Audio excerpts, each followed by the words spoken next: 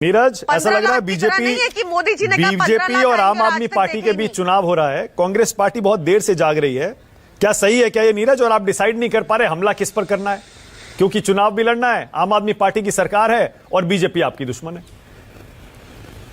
मानक जी, वैसे तो आपको बधाई दूंगा कि आप शायद पहला न्यूज चैनल है जिसने ये रिपोर्ट किया कि आज हमने एक श्वेत पत्र जारी किया है और जिसमें हमने भाजपा और आम आदमी पार्टी की जो जुगलबंदी की 10 साल से सरकार चल रही है उसका पर्दाफाश किया है।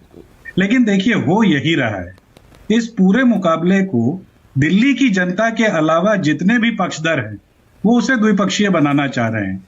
लेकिन सच्चाई ये है कि अभी 10-15 दिन पहले ही एक दिल्ली न्याय यात्रा के नाम से हमने 70 दिन की एक न्याय यात्रा की, जिसमें दिल्ली की हर विधानसभा में हमारे नेता और कार्यकर्ता गए, दिल्ली की जनता से बात की और उनसे समझा कि ये पिछले 10 साल में दिल्ली जो कहा जाता था कि ग्रीनेस्ट कैपिटल है, वर्ल्ड की मोस्ट प्रॉमिसिंग कैपिटल है, वो जो कोलैप्स करती जा रही है उसके पीछे की वजह क्या रही। तो उसमें मोटी मोटी तौर पर तो देखिए ये बात निकल के आई कि दिल्ली के अंदर एक फुटबॉल मैच चल रहा है जिसमें एक पोल पर आपको आम आदमी पार्टी खड़ी दिखती है और दूसरे पर बीजेपी दिखती है, और दोनों की लड़ाई के बीच में दिल्ली के जो बेसिक मुद्दे हैं वो खत्म होते जा रहे हैं। और कांग्रेस कहां बैठी है? पेविलियन में, डगआउट में बैठी है, देख रही है मुकाबला। देखिए हम तो अपने मुद्दों के साथ हमेशा जनता के बीच में जाते रहे और ये सच है कि पिछले 3 चुनावों में जो हमारी स्थिति हुई है उसको मानने से हमें गुरेज नहीं करना चाहिए। हाँ। वही सीख के तो हम जनता के बीच में दोबारा से गए मानक जी। तो और देखिए सबसे बड़ी बात है, क्या पता है किससे लड़ रहे हैं? हम तो देखिए इनकी जुगलबंदी से लड़ रहे हैं, क्योंकि कोरोना काल में जब मुख्यमंत्री शीश महल बनाते हैं तो प्रधानमंत्री सेंट्रल विस्टा का महल बना रहे होते हैं, और दिल्ली की जो जनता है वो सिर्फ सांस के लिए, ऑक्सीजन के लिए तरस जाती है। इस दिल्ली के अंदर बुजुर्गों के 1700 करोड़ रुपए की वृद्धा पेंशन जब बंद हो जाती है तो जो मल्टीप्लिसिटी ऑफ गवर्नेंस है तो केंद्र की सरकार तो उसमें बीच में आते ही नहीं। दिल्ली का चुनाव कौन जीत रहा है?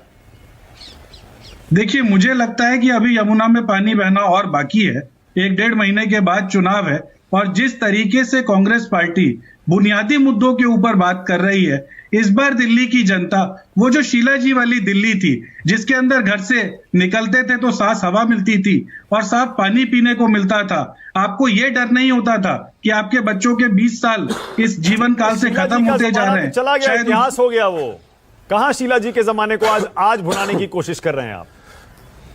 मानक जी, आप और हम तो इस हिंदुस्तान के बाशिंदे हैं जहां पर हम इतिहास से सीखते हैं और भविष्य की नीति रखते हैं।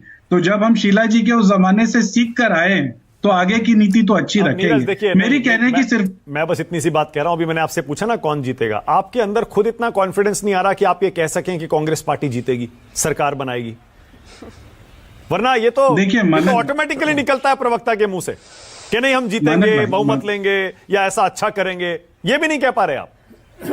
मानक भाई, देखिए मैंने आपको क्या कहा, क्योंकि आप ईमानदारी से सवाल पूछते हैं, मेरा जवाब देना भी ईमानदारी से बनता है। हाँ। मैं आपको बता रहा हूं कि बुनियादी मुद्दों के ऊपर जाकर बात करना बहुत मुश्किल हो गया है, क्योंकि दिल्ली शोर में दब चुकी है। दिल्ली की आम जनता ये नहीं समझ पा रही कि 2.5 लाख झुग्गियां जो गिरी दिल्ली में वो आम आदमी पार्टी ने गिराई या भाजपा ने गिराई, और दिल्ली के अंदर अब उसका दोबारा से निराकरण क्या होगा। तो इन मुद्दों पर जब हम लोग बात करते हैं तो इन बातों के साथ हम उस वोट की भी तो बात कर रहे हैं जो हम चाहते हैं कि आप हमें दें और हमें जिताकर सत्ता में लाएं। केजरीवाल सरकार जा रही है मानक जी, लगता तो ऐसा ही है कि केजरीवाल और भाजपा की जो जुगलबंदी की सरकार है वो जा रही है और कांग्रेस की सरकार आ रही है।